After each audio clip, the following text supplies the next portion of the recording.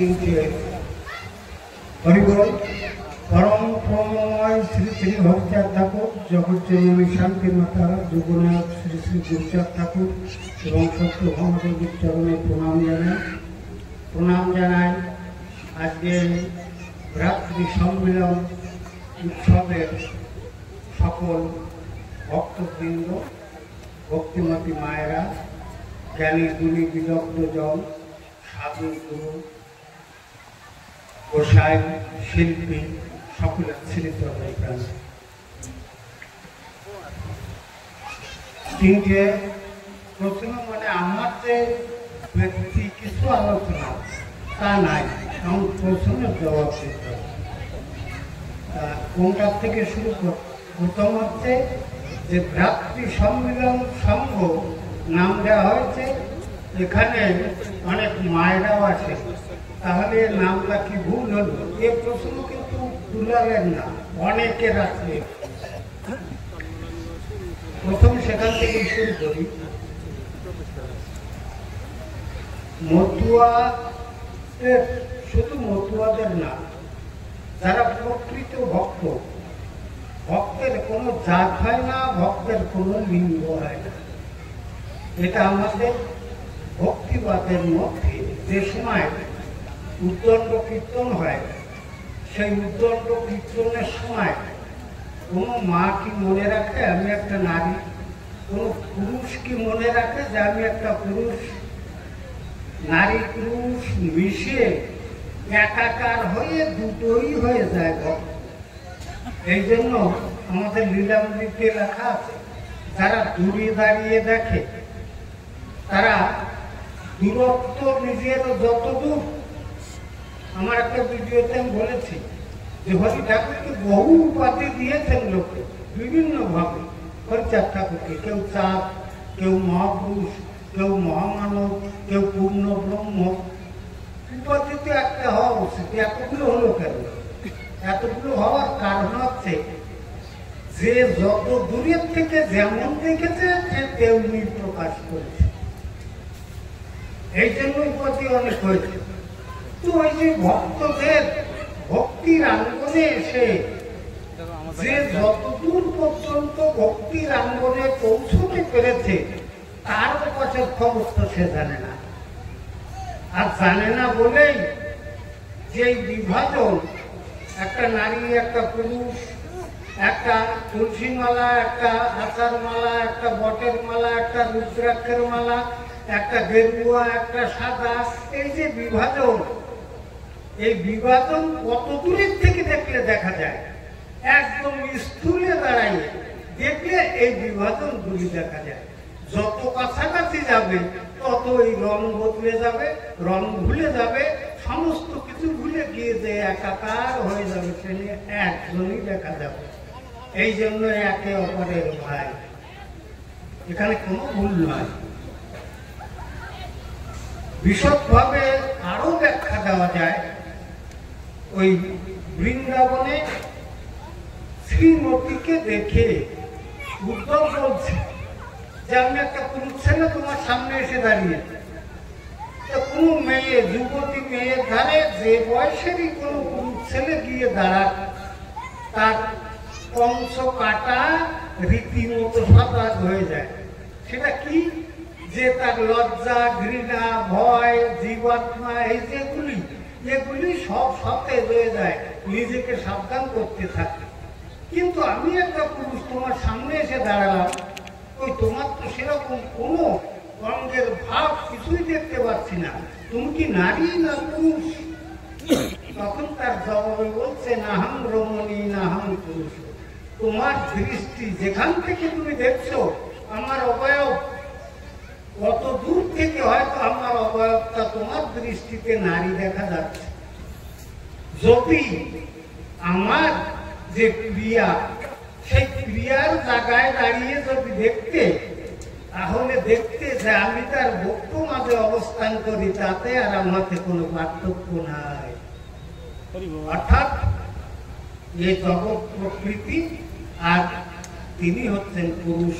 আমরা প্রত্যেকের ভক্তি আমাদের যে গতি, সেই গতি হচ্ছে পুরুষের দিকে, পুরুষের সঙ্গে মেশা। এই জন্য বলেছে যে কান্তা প্রেম সর্ব উত্তম উত্তম। কান্তা মানে কি? স্বামী স্ত্রীর যে ভালোবাসা, একটা প্রকৃতি রূপ নারী আর পরম পুরুষ রূপ স্বামী। অশ্বিনী গোসাইও লিখেছেন, মনপ্রাণ না সকিলে কোথায় হরিপতি মিলে। বুঝেছে না? হরি হচ্ছেন পতি আর আমরা সব প্রকৃতি। সেই প্রকৃতি যখন মত্ত হয়ে যায় তখন সব প্রকৃতি পুরুষে পরিণত হয়ে যায়। অতএব সে সময় আর লিঙ্গ ভেদ থাকে না। এই জন্য এটা বৃহস্পতি সম্মেলন। দ্বিতীয় প্রশ্ন শঙ্করেরটা, এটা দেহতত্ত্ব, খুব কঠিন জিনিস। শঙ্কর যেটুকু প্রশ্ন করেছে যে মটকার উপরে দুইটি বাতি, এই বাতি দুটো কি?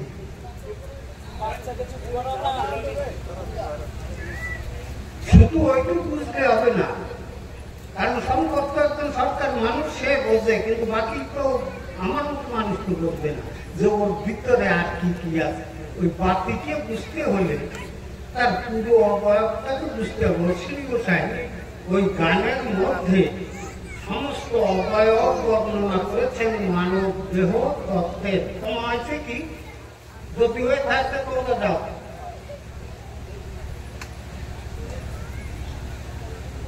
প্রথম কথা হচ্ছে ওই গানের ভিতরে বর্ণনা করেছেন অশ্বিনী গোসাই যে একটা ঘর আমি পেয়েছি, সেই ঘরের মধ্যে আমার বসবাস। সে ঘরটা কি? ঘরটা হচ্ছে শরীর, দেহ। এই ঘরটা তৈরি হয়েছে কি করে? পঞ্চতত্ত্বের রসে তৈরি হয়েছে। লিখেছে অশ্বিনী গোসাই। এই পঞ্চতত্ত্বের রস মিশাইছে কে? সেখানে লিখেছে যে অষ্টাদশ রস মিশাইবে। এই অষ্টাদশ রসকে কার কার রস? অষ্টাদশ হচ্ছে মায়ের 4, বাবার 4, গুরুর দিয়ে 10, 18 মোকামের মধ্যে ফেলে মহারস। তাহলে বাবার 4, মায়ের 4, আর যিনি আমার জ্ঞানদাতা তার হচ্ছে 10। এই নিয়ে এই অষ্টাদশ রস দিয়ে আমার এই ঘর। ঘরের কয়টা জানলা? ঘরের 9টা জানলা। আর এই যে 9টা জানলা, 9টা জানলাকে রত্ন বলা হয়েছে, নবরত্নের ঘরে। কেন রত্ন বলা হলো? এই রত্ন খচিত যে ঘর, সেই ঘরের একটা রত্ন যদি কোথাও থেকে খসে পড়ে তাহলে তাকে বলা হয় অঙ্গহীন। তার কারণ রত্ন 9টা কি কি? 2টো চোখ, 2টো নাক, 4 2টো কান, 6 গুহ্যদ্বার লিঙ্গদ্বার, 8 আর একটা হচ্ছে পানি অর্থাৎ মুখ। এই 9টা রত্ন আমাদের দিয়েছে। যদি বাক বন্ধ হয়ে যায়, অর্থাৎ একটা রত্ন যদি বন্ধ হয়ে যায় তাহলে সে মানুষ অঙ্গহীন। আর তোমরা অত কথা কয়ে না মা, তাহলে সেটা অঙ্গহীন। অর্থাৎ সেই শরীরের বহু অংশ যা তার পাওয়ার কথা ওই শরীর দ্বারা, তা সে পায় না। যদি কান খারাপ হয়ে যায় পায় না, যদি চোখ খারাপ হয়ে যায় পায় না। তো এই যে রত্নগুলি, এই রত্নগুলি টিকে রাখে কিসে? কিসে টিকে রাখে? রত্নগুলিকে বাঁচায় রাখে, সতেজ করে রাখে কে? ওই যে মটকার উপরে 2টো বাতি। বাতি মানে হচ্ছে আলোক রশ্মি, যে আলোক দেয় তার নাম হচ্ছে বাতি। সে 2টো কি? আর সেই 2টোর আলোক যে কোনো বাতি জ্বালাতে হলে তার রসদ দরকার হয়। কারেন্টের বাতি জ্বালাতে হলে তার পেছনে একটা পাওয়ার হাউস দরকার হয়। কেরোসিনের বাতি জ্বালাতে হলে তার মধ্যে কেরোসিনের দরকার হয়। গ্যাসের বাতি জ্বালাতে হলে তার মধ্যে গ্যাসের ট্যাঙ্কি দরকার হয়। তাহলে আমার এই মটকার উপরে যে 2টা বাতি, সে 2টা বাতি অশ্বিনী গোসাই বলেছে যে বিবেক আর বুদ্ধি এই দুটো বাতি আমার মক্কার উপরে দিয়ে রেখেছে। অনেকে বলে থাকেন চোখ দুটো বাতি, চোখ হতে পারে না, কারণ ওই বাতি জ্বালালে আমার দেহের সমস্ত জায়গায় আলোকিত হয়ে যায়। চোখ দিয়ে কি আমার পিছনের দিক দেখা যায় যে আমার পিছনের দিক কি হচ্ছে? কিন্তু যখন মানুষের বিবেক বুদ্ধি জেগে ওঠে তখন মানুষের সর্ব অঙ্গ আলোকিত হয়ে যায়, সর্ব শরীর, সর্ব মন, সর্ব চেতনা।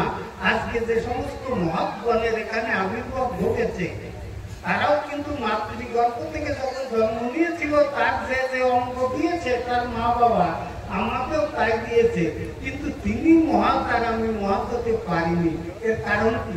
কারণ আমার ওই লাইটের অভাব, আমার ওই বাতি দুটো ভালো লাইট দেয় না, এই জন্য আমি মহান হতে পারিনি। আর যাকে মহান করছি তার বাতি দুটো খুব উজ্জ্বল। বাতি উজ্জ্বল হয়েছে কি করে? পাওয়ার হাউসের সঙ্গে কানেকশন করার কারণে। পাওয়ার হাউসের সঙ্গে যার কানেকশন নেই তার ওই বিবেক আর বুদ্ধি অথর্ব, বিবেক হয়ে যায় অবিবেক আর বুদ্ধি হয়ে যায় দুর্বুদ্ধি। ওটাও শ্রী গোসাই ওই গানের মধ্যে প্রথমেই লিখেছে যে কাল কামিনী যন্ত্রণায় আমি এই দেহের মধ্যে টিকতে পারছি না। কাল এবং কামিনী, কামিনী মানে মেয়ে ছেলে না, এখানে কামিনী মানে মায়েরা না, কামিনী মানে কামনা। অসংখ্য কামনা নিয়ে আমার এই মন, আমার এই যে বাসনা, এ আমার মধ্যে অনন্ত।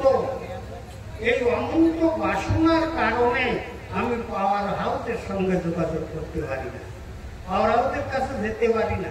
শ্রীহরিরূপ পাওয়ার হাউস যেখানে, সেখানে আমি যেতে পারি না শুধুমাত্র আমার কামনার জন্য। আর কাল মানে হচ্ছে সময়। ওই হরি সবাই ডাকবেন, তবে আমার সময় নেই, যে দেখেন তাসের আসলে বসে দিয়েছে। এই যে সময়ের অপচয় আর নিজের কামনার বৃদ্ধি, এই দুটোর কারণে আমি পাওয়ার হাউস পর্যন্ত পৌঁছাতে পারি না। আর এই পাওয়ার হাউসে যখনই পৌঁছবো না আমি, তখন কিন্তু একই সঙ্গে জন্ম নিয়ে দুটো মানুষ, আমি হয়ে যাব অথর্ব, আর যিনি পাওয়ার হাউসের সঙ্গে যোগ করে রেখেছেন তিনি লাইট, তিনি মহামানব। এতে কোনো পার্থক্য নেই। মা বাবা কম দেয়নি, প্রকৃতি কম দেয়নি, কেউ কোনো অংশ কম দেয়নি। অথচ আমার নিজের কাল এবং কামিনীর কারণে আমি আমার শরীর বঞ্চিত করেছি, আমার ভাবনা থেকে আমি বিচ্যুত হয়েছি, সকল দিক দিয়ে আমি ব্যর্থ হয়েছি। এটাই হচ্ছে অশ্বিনী গোসাইয়ের উদ্দেশ্য। আর যদি আমার আলোকে আলোকিত করতে হয় তাহলে অমৃতকে বলতেছিল যে পাওয়ার হাউসের সঙ্গে যোগাযোগ করতে হবে। আর পাওয়ার হাউস কি বলছে? খাও বা না খাও তাতে ক্ষতি নাই, ঘরে ঘরে ছেলে মেয়ে শিক্ষা দেওয়া চাই, ছেলে মেয়েদের দিকে শিক্ষা প্রয়োজনে করবে ভিক্ষা। তাহলে তোমার জ্ঞানের বাতিকে সচেতন করার জন্য, তাকে উজ্জ্বল করার জন্য, যাতে অন্ধকারে মায়া মোহর মধ্যে পড়ে তোমাকে বিভ্রান্তির মধ্যে না পড়তে হয়, তার জন্য আমাকে জাগানোর জন্য তার যে আপ্রাণ চেষ্টা, সে আমার কে? সে যদি আমার কে, এই কথাটা যদি ভাবি, একজন পিতা, একজন মাতা, ওই যে মামু বলতেছিল যে পিতা মাতা কাছে কেন ঠাকুর বললেন যে বাবা মারে কিছু বললি আর আমার দ্বারে তোর আশা লাগবে না? তার কারণটা কি? কারণ হচ্ছে যে পিতা এবং মাতা সব অপরাধেও সে কোনোদিন তার সন্তানের অমঙ্গল কামনা করতে পারে না। শতঘাত প্রতিঘাত, বাবার মায়ের উপরে অত্যাচার নানান রকম করছে, কিন্তু কখনো বাবা মায়ের মুখ দিয়ে ছেলের প্রতি কোনো অভিশাপ বা তাদের অমঙ্গল কামনা কখনো করে না।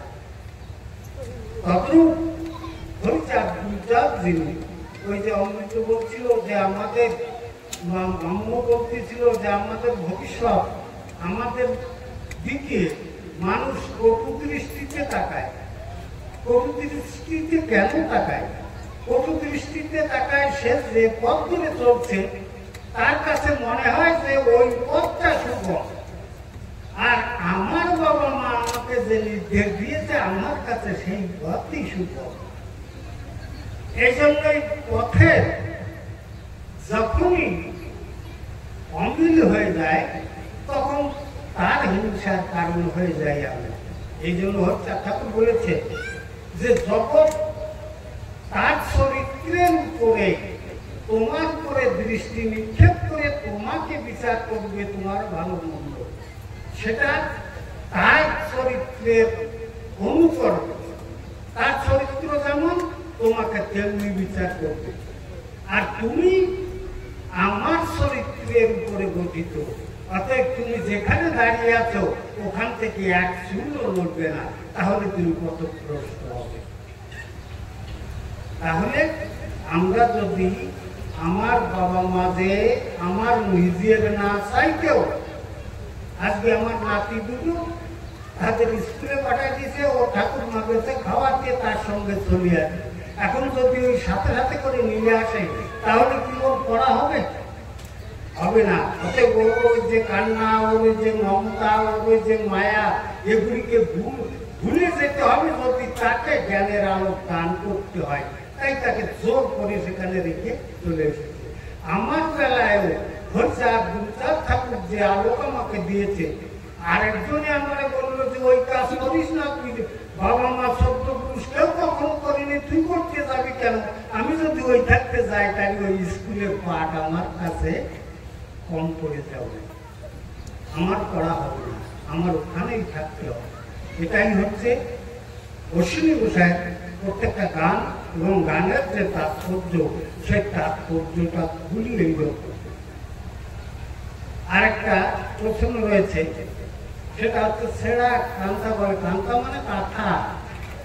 তৎকালীন সময়, আজকে আধুনিক যুগে যে আমরা এখানে বসেছি, বড় বড় বেডশিট পেতে দিয়েছে, সে সময় কিন্তু বেডশিটের যুগ ছিল না। ওই ভালো ভালো শিল্পী, মহিলা শিল্পীরা তাদের শিল্পের কারুকার্য দিয়ে যে সমস্ত বাদ দেওয়া কাপড় পরার অযোগ্য যখন হয়ে যেত, সেই কাপড়গুলি দিয়ে তার কাঁথা সেলাই করত এবং তার উপর যে তাদের শিল্পের কারুকার্য তা দেখে মানুষের মন মোহিত করে দিত। যা ওই দেখেছি বিয়ের আসরে বা কোনো সবাই ওই কাঁথা পেতে দিত। আজকে বেডশিট লজ্জা পাবে যদি সেই যুগের সেই সমস্ত শিল্প কারুকার্য দেখে। সেই কাঁথা যদি না ঘটে তাহলে তো রঙ্গ ঢাকার জন্য একখানা কাঁথা ব্যবহার। ওই যে দশরথের উপাখ্যান আমরা করেছি, দশরথ দুইজন, একজন হচ্ছে রাউত খামারের, আর একজন হচ্ছে পদ্মবিলাস। পদ্মবিলাস দশরথ তিনি ছিলেন বৈষ্ণব, ওই যার কথা অমৃত বলতেছে। তিনি ছিলেন পণ্ডিত এবং তার একটা টোল ছিল, সেই টোলে গুরুচাঁদ ঠাকুর করতেন। আর যে রাউত খামারের যে দশরথ, একে হরিচাঁদ ঠাকুর নিজেকে চেনানোর জন্য, জগৎকে চেনানোর জন্য ওকে পাঠিয়েছিল লোকনাথ ব্রহ্মচারীর কাছে।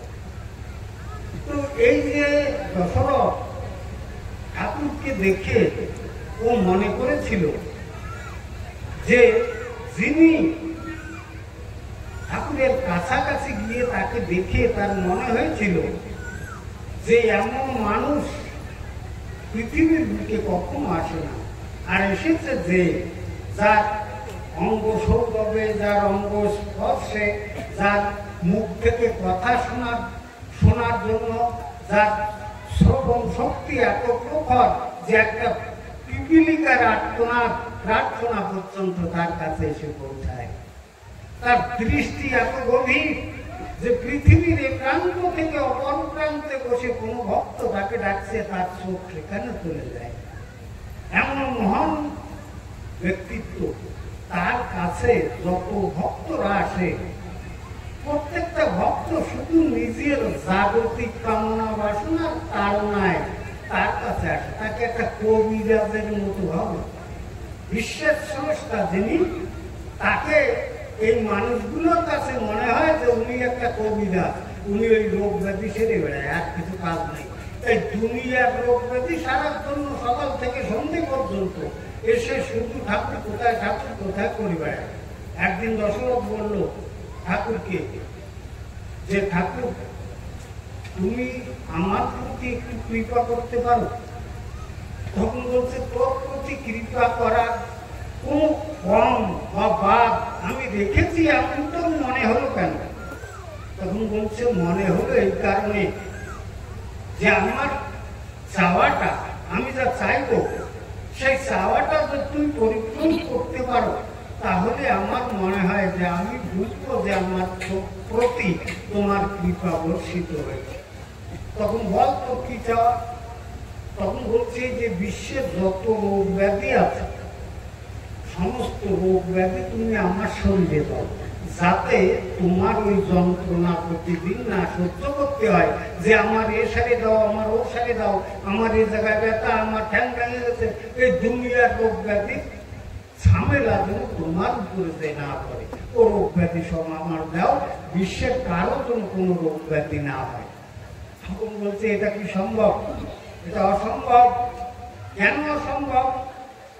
তখন বলছে এই রোগ ব্যাধি যন্ত্রণা যা কিছু এর উৎপন্ন হয় কর্মফল থেকে। মানুষ যেমন কর্ম করে তার প্রাপ্তি ফল তেমনি হয়। কর্মফল যার যার, তার কর্ম ফল তার। একজনের কর্ম ফল আর একজনের বাড়ি এরকম হয় না। দুনিয়ার মানুষ যারা আসে তাদের কর্মফলের ভোগ নিয়ে আমি তোর গাড়ি চাপাবো কি করি? তখন বলছে যদি না চাপাতে পারো ওই জন্যই বলেছি যে আমার প্রতি তোমার কৃপা হয় না। মা শান্তি দেবী তিনি বহু বুঝাতে চেষ্টা করলেন দশরথকে। যখন দশরথ কোনো কিছুতে বুঝলেন না তখন বললেন যে ঠাকুর আমি বুঝে গেছি যে তোমাদের ভক্ত হওয়ার যোগ্যতা আমার নেই, অতএব যারা এই পৃথিবীর বুকে এসে তোমাদের ভক্ত হতে পারে না তারা তাদের বেঁচে থাকার কোনো অধিকার নেই। আজ হচ্ছে আমি আত্মবিসর্জন দেওয়ার জন্য ওই কামনা সাগরে গিয়ে ঝাঁপ দেবো, ওই কামনা সাগরে ঝাঁপ দিয়ে আমার প্রাণ ত্যাগ করবো। যখন দশরথ রওনা দিয়েছে কামনা সাগরে ঝাঁপ দেওয়ার জন্য তখন ওই ঠাকুর বলছে শোন দশরথ, দুনিয়ার মানুষের কর্মফল তো আমি তোর ঘাড়ে চাপাতে পারবো না, তবে সত্যি যদি কর্মফলের যন্ত্রণা কি তুই উপলব্ধি করতে চাস তাহলে এখান থেকে 12 বছর পরে গিয়ে তোর শরীরে কুষ্ঠব্যাধি হবে। এই 12 বছর অপেক্ষা কর, তারপর গিয়ে তুই বুঝবি যে যন্ত্রণা কি। তখন বলছি এই 12 বছর আমি কি করব? তখন বলল যে 12 বছর ওই প্রাপ্তি পাওয়ার জন্য এই 12 বছর তোকে দিনের বেলা পাক বন্ধ করে একখানা ছেঁড়া কাঁথা সম্বল করে, ছেঁড়া কান্থা বলে রেখেছে বেহাল করে, মানে হাল আর বেহাল, ভালোভাবে থাকা এবং খারাপভাবে থাকা। স্বাভাবিক মানুষের দৃষ্টিতে যেটা খারাপ এবং ভালো, কিন্তু ভক্তের দৃষ্টিতে কি দেখা যায় সেটাই প্রমাণ করেছে ওই দশরথকে দিয়ে। যে দশরথকে বলছে যে দিনের বেলায় কথা বলতে পারবি না, রাত যখন সন্ধ্যার আধার ঘনিয়ে যাবে তখন তুই মুখ খুলতে পারবি, তুই কারো ঘরে যে রাত কাটাতে পারবি না, কারো ঘরে যে তুই থাকবি তা থাকতে পারবি না, কারো বাড়ির ভিতর ঢুকতে পারবি না, আর কারো কাছে কিছু চেয়ে খাইতে পারবি না। অযাচিত যদি কেউ ইচ্ছা করে তোকে কেউ দেয় তাহলে তুই খেতে পারবি, নইলে কারো কাছে থাকতে পারবি না যে আমাকে খেতে দাও, আমার ক্ষুধা লেগে। যা এই 12 বছর তুই এই ধর্ম পালন কর। 12 বছর শেষে একদিন দশরথ মৃত্যুঞ্জয়ের বাড়িতে এসেছে। মৃত্যুঞ্জয়ের বাড়িতে তার গোসাই বসা, মৃত্যুঞ্জয় বসা, হীরামন বসা, সেই জায়গায় দশরথ গিয়ে উপস্থিত। দশরথকে জিজ্ঞাসা করছে তার গোসাই যে প্রভু ঠাকুরের আদেশ পালন করলে এই 12 বছর আমরা যারা দূর থেকে দেখেছি তারা তোমার ওই যন্ত্রণাকাতর অবস্থা দেখে ব্যথায় ব্যতীত হয়ে দু চোখের অচল ছেড়ে দিয়ে ঠাকুরের কাছে প্রার্থনা করেছি যে তোমার এমন ভক্তটা তুমি এত বড় শাস্তি দিলে, ও শাস্তিকে তুমি নিরাময় করো। কিন্তু তুমি কি উপলব্ধি করলে? তখন দশরথ ওই 12 বছরের কাহিনী ওদের শোনা, তার কোথায় লিখেছে যে আমরা ওই কয়েকজন ওখানে বসেছিলাম, ওই দশরথ গোসাই তিনি যা মুখ থেকে ব্যক্ত করলেন আমার কলমে আমি তাই লিপিবদ্ধ করলাম। তো বলছে দশরথ যে সময় ঠাকুর বাড়িতে ছিলাম আমার যে মন, সেই মন কামনা বাসনা বিভিন্ন রকমের চিন্তা ভাবনা আমাকে ভাবাতে ভাবাতে ঠাকুরের কথা ভাববার সময় আমার ছিল না। কারণ তারা অযাচিত ভাবে বিনা নিমন্ত্রণে আমার মাথায় এসে ধরো, দেখবেন রোগ ব্যাধি অসুখ বিসুখে কিন্তু স্মৃতিপত্র দিয়ে আসে, এই স্মৃতিপত্র দিয়ে আসে না, হঠাৎ চলে আসে। মানুষ হঠাৎ অবাক হয়ে যায় যে এগুলো কেন। তখন আমার যত যন্ত্রণা জীবনে, সকল যন্ত্রণা অযাচিত ভাবে বিনা নিমন্ত্রণে এসে আমাকে যন্ত্রণা দিত।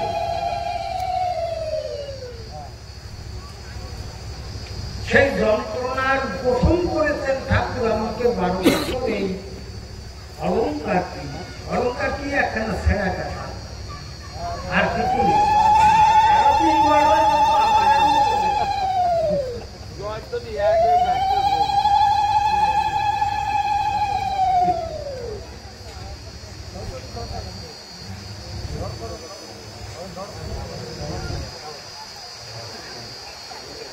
ঠাকুর যে অলঙ্কার আমাকে দিয়েছে, এই অলঙ্কারের কি গুরু, তাই হে রসরাজ তাই শোন। তখন দশরথ বলছে যেদিন থেকে নিজের শক্তি সামর্থ্য, নিজের অহংকার, নিজের কৃতিত্ব, নিজের যশ, নিজের প্রতিষ্ঠা, এ সব আমার হয়ে যাওয়া উচিত।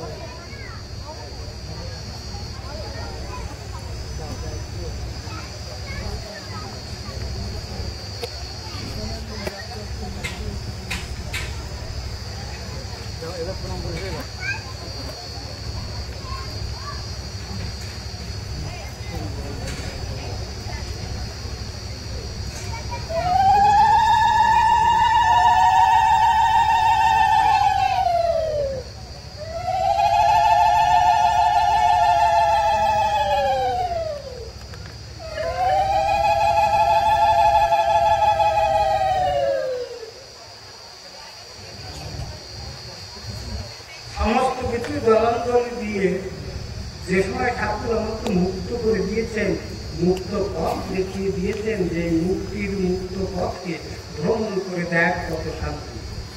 সেদিন থেকে কোনো যন্ত্রণা, কোনো কামনা, কোনো বাসনা আমাকে কেউ এসে বিরক্ত করতে পারেনি। আমি যা যখন দরকার সময় মতো ঠাকুর আমাকে জোগাড় করে দিয়েছে। শেষ প্রান্তে এসে এক জায়গায় গিয়ে সন্ধ্যা হয়ে গেল, আর কোথাও যাওয়ার কায়দা ছিল না। তো একটা মুসলমান বাড়ি, সেই মুসলমান বাড়ি দেখে আমি চিন্তা করলাম যে রাত্রিটা এখানে কাটাই, তারপরের দিন এখান থেকে চলে যাব। ওই বাড়ির বাইরে একটা বড় কুকুরপালা, সেই কুকুরপালার নিচে আমি গিয়ে শুনে বললাম যে আমাকে কেউ যেন না দেখে, এই জন্য কিছু কুটো নিয়ে গার উপরে দিয়ে দিলাম। যদি আমাকে দেখে তারপর লোকে বিরক্ত করতে পারে, তাই ওই কুটো বসো বাবা, কুটো দিয়ে নিজেকে ঢেকে রেখেছে। ওই খাওয়া দাওয়া সেরে ওই বাড়ির যুবক ছেলেরা তারা ওই টর্চ লাইট নিয়ে দেখতে এসেছে যে গরু সরু খুলে গেল নাকি, কোথাও কোনো অসুবিধা আছে নাকি। দেখতে দেখতে ওই কুকুর পালার এখানে টর্চ মারে দেখে যে গোসাইয়ের পার বৃদ্ধ অঙ্গুলি করে পড়ে। তখন বলছে এই মাটির পার আঙুল এখানে দেখা যায়, সেই কি হয়েছে, যাই ওই কুকুর হরায় দেখে যে গোসাই। গোসাই দেখিয়ে কেউ বলছে এটা চোর, কেউ বলছে এটা ডাকাত, আমরা ঘুমোয় পড়লে তারপরে যে চুরি ডাকাতি করবে ভোগে। তো মার আরম্ভ হয়ে গেছে, এই বাচ্চারা থাম, মার আরম্ভ হয়ে গেছে। বেদম ভাবে প্রভাব চলছে দশরথ গোসাইয়ের উপরে। যখন প্রভাব চলছে কোনো কথা বলছে না, চুপচাপ ওই করজ জোরে দুই চোখের জল পড়ছে, কেউ দাড়ি ধরে টানতেছে, কেউ চুল ধরে টানতেছে, নানান রকম উপদ্রব আর হইচই করছে। গোসাই প্রায় ওই মার খেতে খেতে অসাড় অবস্থা হয়ে গেছে। এমতো অবস্থায় ওই বাড়ির এক বৃদ্ধ মুসলমান, তিনি কি ভাবছে বাইরে এত কলহ এত গন্ডগোল কেন, উনি বাইরে এসেছেন। বাইরে এসে দেখে যে ছেলে পেলেরা কারে ধরে যেন মারতেছে। এই কারে মারিস বলে বৃদ্ধ হয়ে গেছে, যে দাঁড়া মারিস না, দেখে নিকে। এখন যখন দেখেছে দেখে গলায় বড় বড় আচার মালা, মুখে দাড়ি, চুল, চোখ দুটো এত সরল মনে হচ্ছে যে শিশুর মতো সরল, যে কোনো কিছু বোঝে না জগতে। ওকে দেখিয়ে ওই বৃদ্ধ মুসলমান বলছে, আরে তোরা কি করেছিস, কাকে ধরে মারছিস? কেন কি হয়েছে? দেখছিস না ওর গলায় বড় বড় মালা, ওই মালাগুলি কি জানিস? তখন বলছে কি? ওগুলো হচ্ছে মালিকের চিহ্ন, যে মালিকের বাংলাও সেই মালিকের চিহ্ন ওর গলায় দেওয়া। যে মার তোরা দিয়েছিস ওর মালিকের হাত থেকে তোরা রেহাই পাবি তো। তখন তোমরা চিন্তা করছে কি সর্বনাশ করেছি। এখন দশরথের পায়ে ধরে একবার ওই বৃদ্ধ মুসলমানের পায়ে ধরে কান্নাকাটি করছে, আমরা তো বুঝতে পারিনি কি করবো। দশরথ ওই তার গোসাই যাদের সামনে বসে বলতেছিল, তারা চোখ দিয়ে জল করছে, তার ওই দশরথের কাহিনী শুনি। তখন বলছে যে এত যন্ত্রণা, এত অত্যাচার, এত অপমান তুমি সহ্য করলে, ভাই এত যন্ত্রণা, এত মার ঠাট সব সহ্য করেছি, কিন্তু একটা জিনিস জানো তো কি, ওরা আমাকে অপমান করতে পারে। যে জগতে যিনি পরম ভক্ত, যিনি একনিষ্ঠ ভাবে ঠাকুরের আদেশ পালন করেন, তাকে অপমান করার সংখ্যায় বিশ্বে কারণে। তো দশরথ তা বুঝিয়ে দিয়েছে। দশরথ বলছে যে 12 বছর যদি আমি ঠাকুরের এই আদেশ না পালন করতাম, তাহলে আমার কত জন্মের কত ময়লা, কত অপবিত্রতা আমার জীবনে ঢুকে আমাকে যে যন্ত্রণা দিত, সেই যন্ত্রণা থেকে আমাকে ঠাকুর মুক্ত দিয়েছে। তাহলে ওই ছেঁড়া কান্তা গলে দিয়ে যে বেহাল করে রাখিছে, বেহালের জায়গায় যাওয়া কিন্তু অত সোজা ব্যাপার নয়। ওর জন্য যোগ্যতা দরকার, আর সেই যোগ্যতার অধিকারী হওয়া মুষ্টিমূলক কয়েকজন। আজও যে নেই তা বলবো না, আজও সমাজের বুকে ঠাকুরের এই একনিষ্ঠ ভক্তদের আমরা দেখি, কিন্তু তাদের আমরা যারা ওই সাদা ধবধবে জামা কাপড় পরে ঘুরে বেড়াই, তাদের আমাদের এই দৃষ্টি দিয়ে তাদের ভেতর পর্যন্ত পৌঁছায় না। তাই তাদের উপযুক্ত সম্মান বা শ্রদ্ধা আমরা কিছুই করতে পারি না, এই জায়গায়ও আমরা অপরাধী। যাই হোক, অনেক সময় নিয়েছি, এরপর মহাসংকীর্তন হবে, এখানে আমার বক্তব্য রাখছি। শান্তি। হরিচাঁদ গুরুচাঁদ তার